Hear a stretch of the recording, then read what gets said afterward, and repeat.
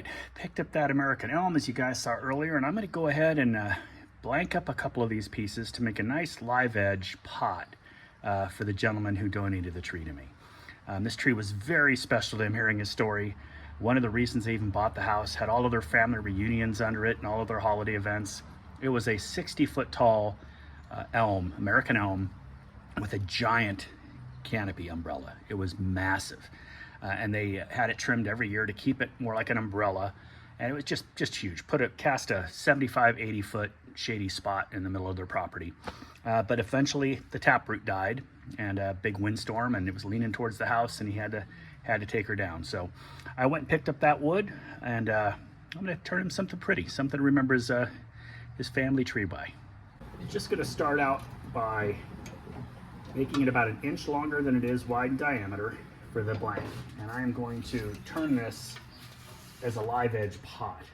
So I have a typical tree trimmer cut here, cutting at an angle so it drops, but this side's pretty flat. So we're gonna use this side as our starting point, and crank this up pretty good. I'm gonna turn on the dust collector. Now I have a carbide tipped blade in here from Supercut that does really well on the green wood. Lasts a lot longer than a standard carbon blade. And we'll just see how this cuts. Their own method for doing stuff like that, but look at how pretty that wood is. That is beautiful. I do see a lot of checking all the way in here and some spalting, so it's going to be beautiful. I may not be able to keep these piths in for a bowl, to be honest. It looks like there's already cracking happening there. So I'm going to pick the right orientation and cut pith section out of this one, and I'll have to do the same over here. I was hoping for a bigger pot style, but here, we'll flip it over. You can see the tree had already checked all the way into the pith. It's already cracking. This is deep into a section of tree that was only cut less than 48 hours ago. Beautiful wood though. That spalting and everything is going to be gorgeous. So we're not going to get a big, huge live edge out of this piece, which was my original goal, but we will get two very nice bowls.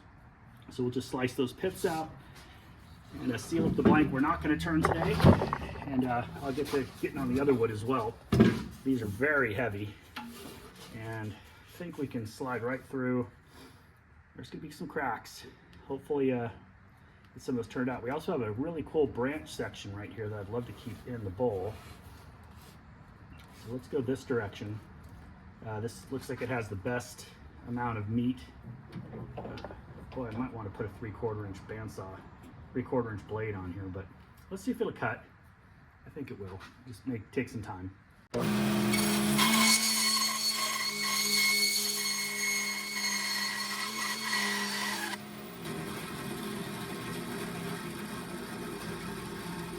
That blade to stop. Let me show you what we got here.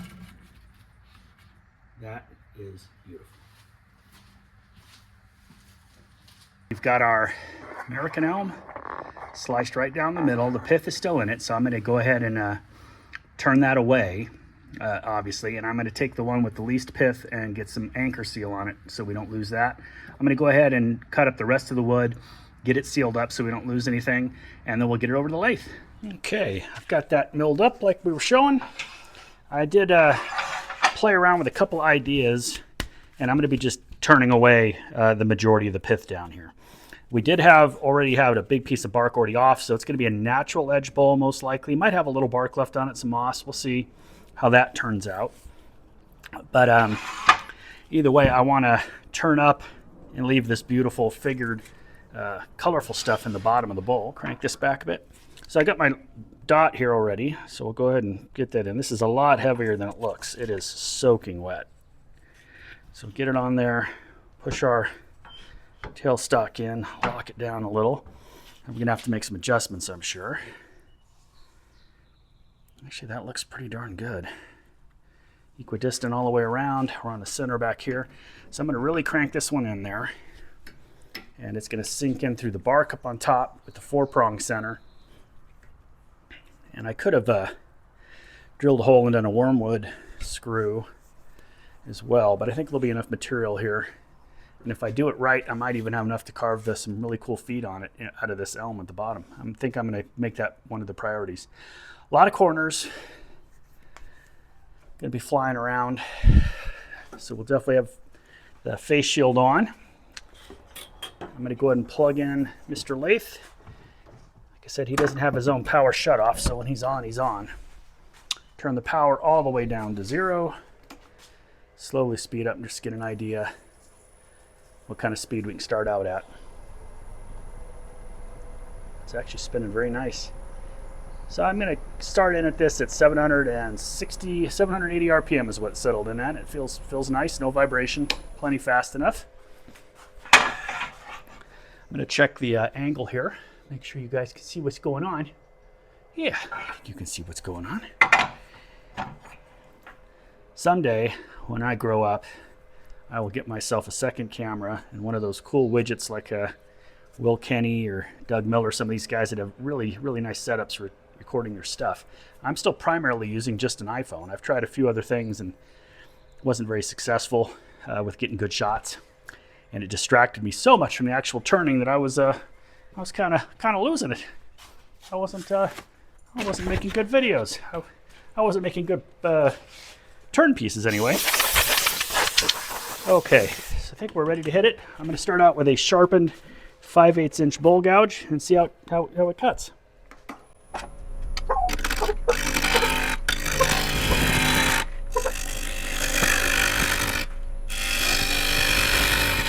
Cuts like you'd expect. Wet green. Oh God, look how beautiful that is. I've never seen anything like that. That is just gorgeous. Wow. No wonder everyone tries to get themselves some American Elm. That. Oh, wow. Okay.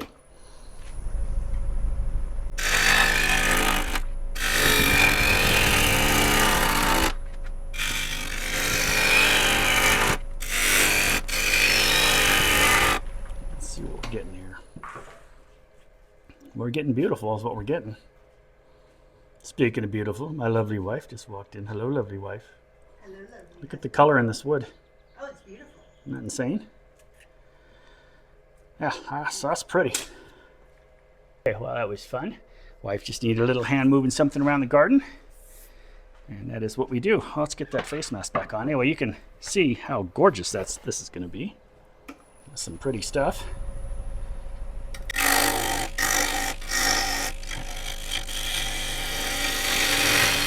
Hopefully you could hear that in the microphone. That was pretty funny.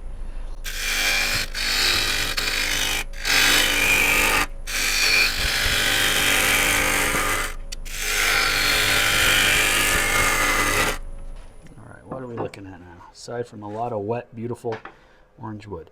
Okay, we had a saw cut in here that I'm gonna have to get through. A little deeper than I thought it was. We'll see how that makes a big impact, but boy, you can see it's gonna be pretty. I want to get rid of this pith too.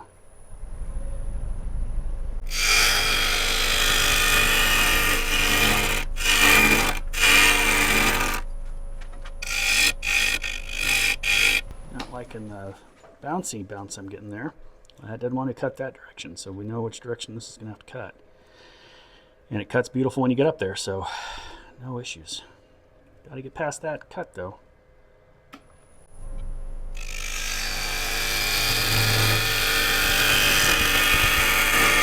A little loose. Cut's still in there. Wow, that's a lot deeper than I thought. Jeez. And that pith is coming wide open here. So we're gonna have to keep working our way past that anyway. So still be a deep bowl. I mean, that's not a big deal. I'll get rid of some of this here. Then you're recording. Okay, pith crack still up in here.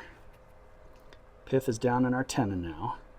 This will be a big, meaty tenon that we can work on to carve. It should be really, really pretty once we get in there. I'm going to go ahead and cut around some more of the stuff off up here. Save my knuckles in case something goes sideways. Sideways.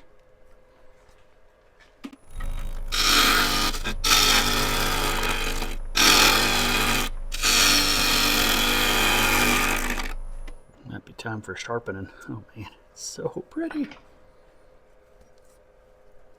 Thought I saw something red up in here.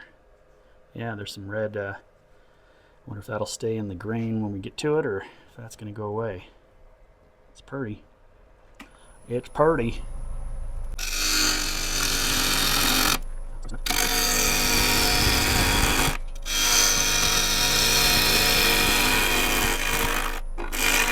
But that is beautiful wood. Crack is following this spalt, and I do see what could potentially be some ring shake, so I'll be keeping an eye on that, especially as I'm turning from the side.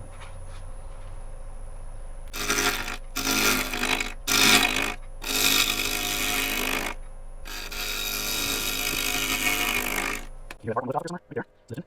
Because all the here, there's just going to be this piece of wood. That part doesn't want to catch, but I still think that's pretty enough lead. Now let's pass this down here. Still there a little bit. Almost to the end of it though. And that cuts nice downhill when it's wet. So that's a good thing to know. A little deeper rounding here. I'm going to get my speed up a bit. And I'm also going to move to a smaller bowl gouge for this cut.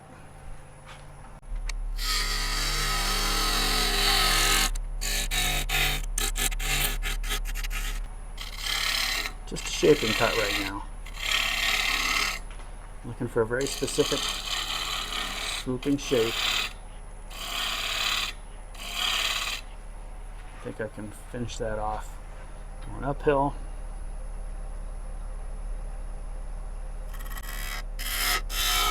And when I catch that air, the minute I catch the air, I'm losing my bevel. So I need to, oh, that's pretty. Yeah, we are going to have some gorgeous stuff in here, but those cracks are for real. So we'll try to get past that as soon as possible here. I'm going to bring this around, and I'm going to take one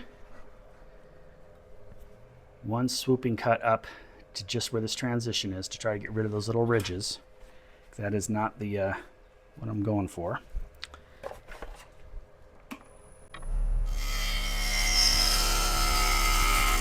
Okay, made it that far to the tool rest.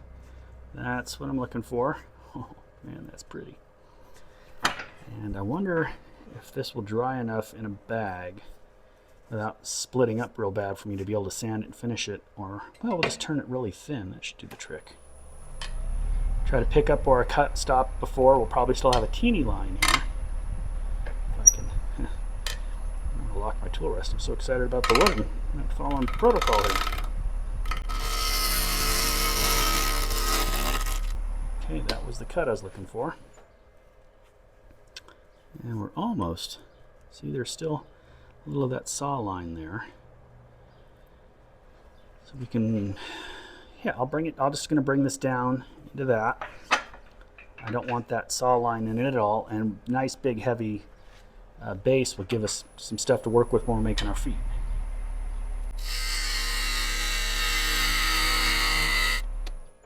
Perfect. All gone. There we go. Okay, so I'm going to go ahead and we're going to need to leave a rim up here, a nice flat spot for the chucks to sit firmly into. I'm going to flatten off the tenon down here. This might have to sit and dry for in the dry box. Might be the thing to do. I need to build a kiln. I got a freezer, almost brand new freezer we bought in 2 weeks. Count them, 2 weeks after warranty expired, and we paid for an extended warranty, 3 whole years, yay. It stopped working. Had it all full of meat, fish, all the hunting trips and fishing trips, and we'd gone in with buddies and got a cow, and all that was spoiled. Locked out and everything was defrosted. So I call our friends over at Lowe's and say, hey, my freezer broke. Oh man, I'm so sorry. I sent out a technician. And the technician had charged me $195 to tell me that they don't make parts for this freezer anymore, and that it's not really a Kenmore, it's some brand named Daewoo, and nothing they could do to even fix it. So, making a lemonade out of lemons, I'm getting myself one of them wood kiln drying widgets that everyone raves about. I'm gonna tighten up this tenon real quick. A little dovetail on it.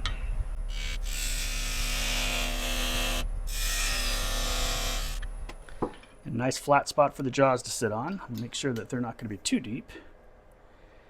20. I'm glad I checked. Yeah, 20 millimeters is too deep for the tenon we want there. So I'm going to make a smaller tenon in here. Well, I want my big feet, but the feet can swoop in a little bit. Or I can go ahead and make a recess down here, but now we have this kind of broken pith thing. I don't really trust that at all. Or maybe we just don't get some big old feet on there. That could also be option number 2. It's not going to have big car feet. It'll have little car feet. I think I can live with that. What do you guys think? Can you live with that? Let's shrink this down to 12 millimeters here.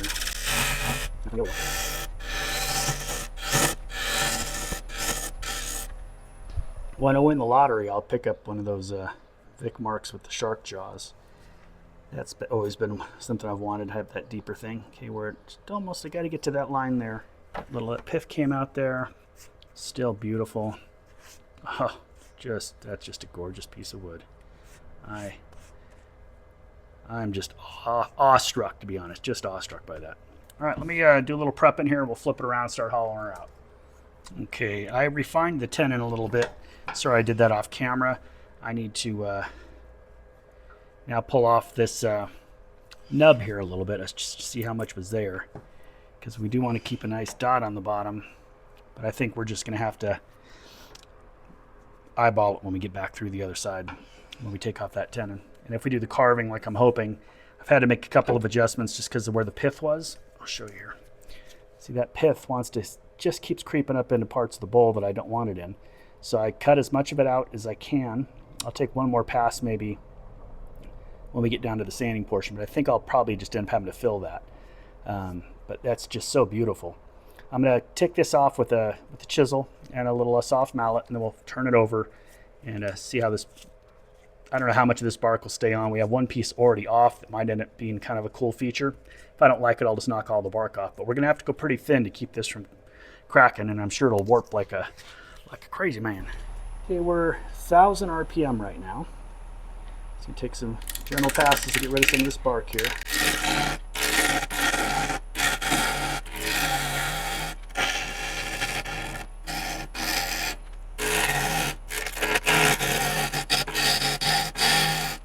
Just want to see how it's cutting.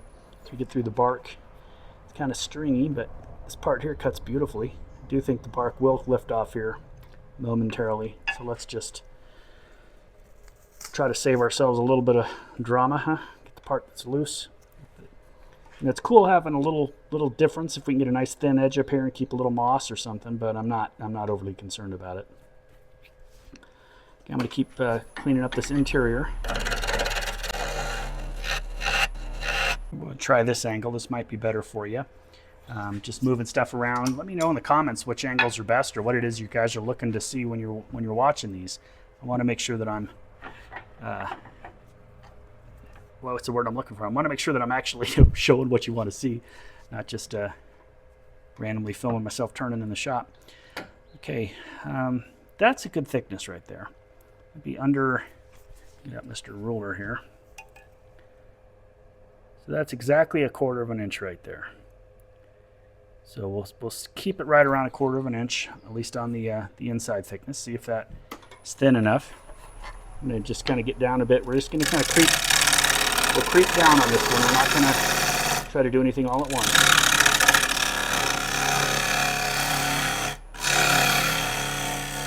Keep as much of the center mass as we can, as long as we can.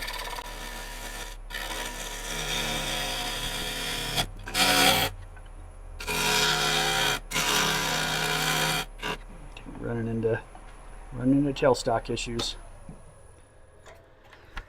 I'd like to get all the way out to the edge before I get rid of the tailstock, just so if we have a catch, it's it's locked in place, because that's once you get past the lowest parts of your bark there, you got nice smooth bevel riding the whole way and a chance of getting a catch pretty low. The wood cuts beautifully down. It obviously tears the end grain as you're getting close in, but I don't think that's going to be a bowl problem later on. I should be pretty good with that. I'm going to go ahead and get out more of this center mass then before we take it off, so we don't have an issue. But sure pretty wood. Can't wait to get down into that heartwood.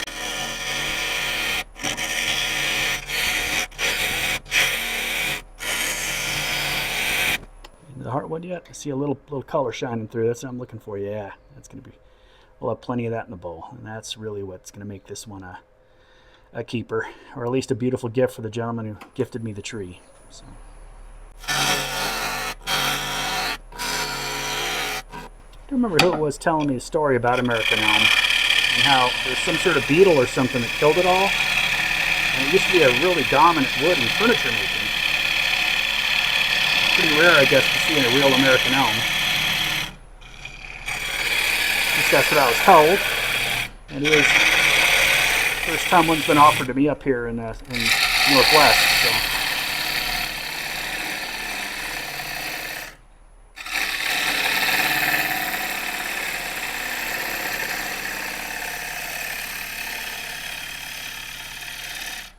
Can you hear the difference between the heartwood and the sapwood? Just a total different tone. Look at that coming out. It's like Christmas. That is so beautiful. So beautiful. Maybe some thinner live edge, kind of not banana bowls, but something maybe a little thinner out of some of the other logs might be pretty too. Just got to make sure I can get my hands into the good heartwood there.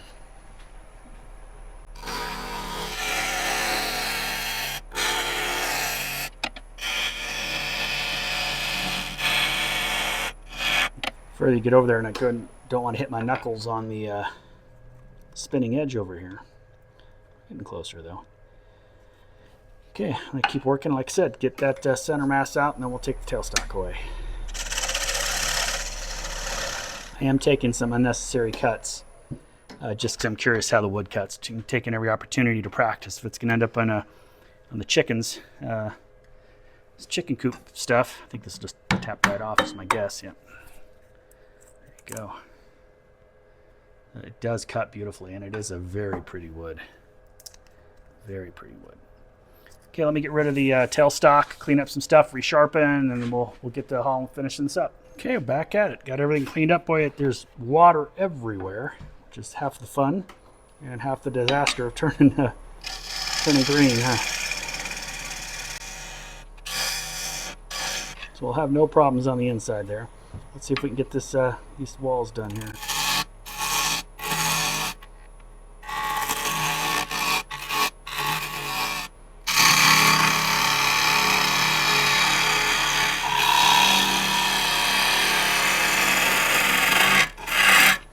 It's coming along real easy. See how far we came on our wall thickness there. So I just got to keep working the sawdust out of that groove so I can see it, and we'll peel that away.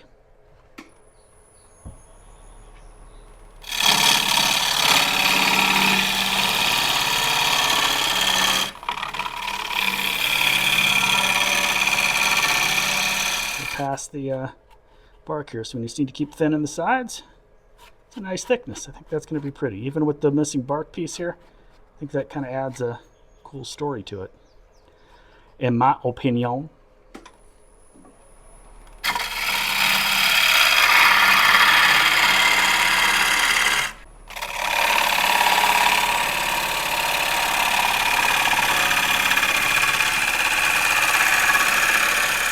Here we are, flexing and flexing and flexing. I will, let me reset my tool rest height. The further in I go, the further down I need to be.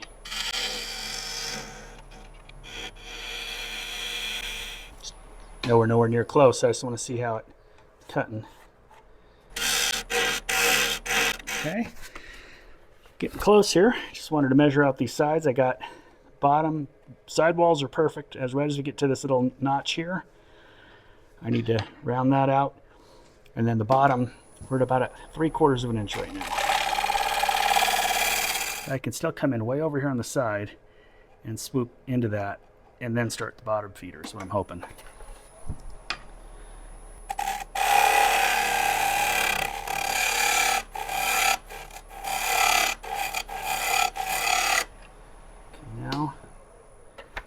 still a step, but it's swooping in. So I think I can get the bottom feeder out there and start going down. Haven't tried it yet with greenwood. It should be fun.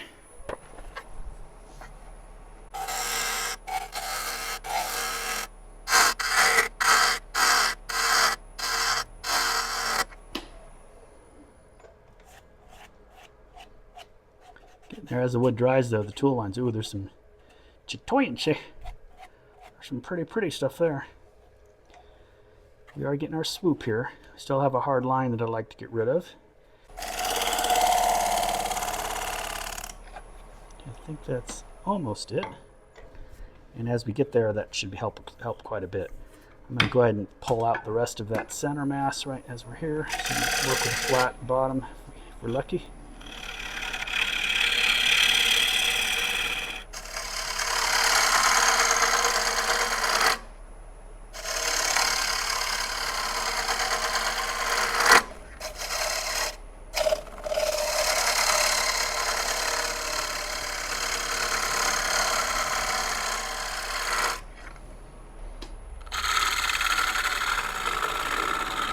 Does not scrape well though, so we'll go back in with the bottom feeder as we finish that off.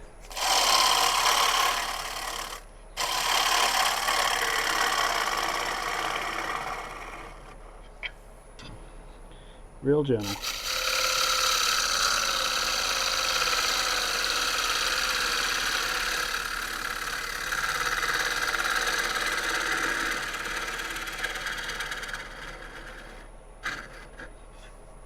One more pass, right? Isn't that what were my famous last words?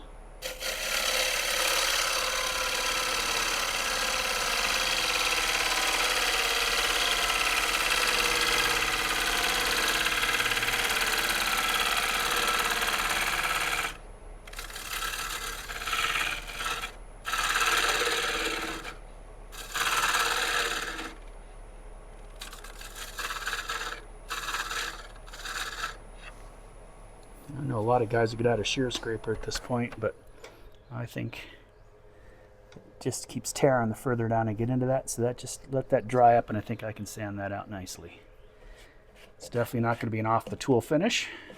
I don't expect that here. Got a lot of flex. I'm wondering if get that up there if the light's going to shine through it. Let me get the air compressor on. I want to blow this off and see what we really have here.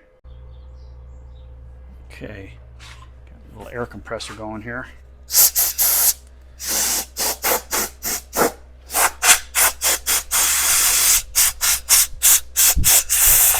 Boy, an area that looked perfect minutes ago, now you can see, oh yeah, I'll bring you over here.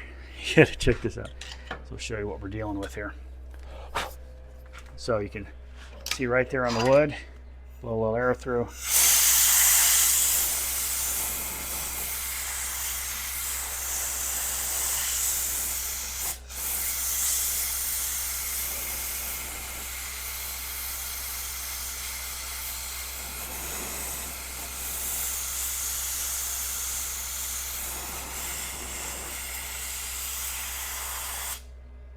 So we definitely have a lot of wet in there still.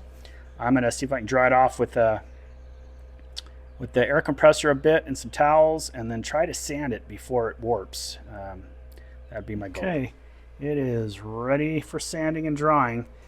Got some lines in there, and we'll let it dry for a little bit, and then we'll figure out what the best color to put on it. It really dried without all those dramatic colors when it was wet. You can still see some of those colors out here on the outside, and the lines just needs to dry a little bit, and then we'll hit it with some sanding. Might end up doing some hand sanding.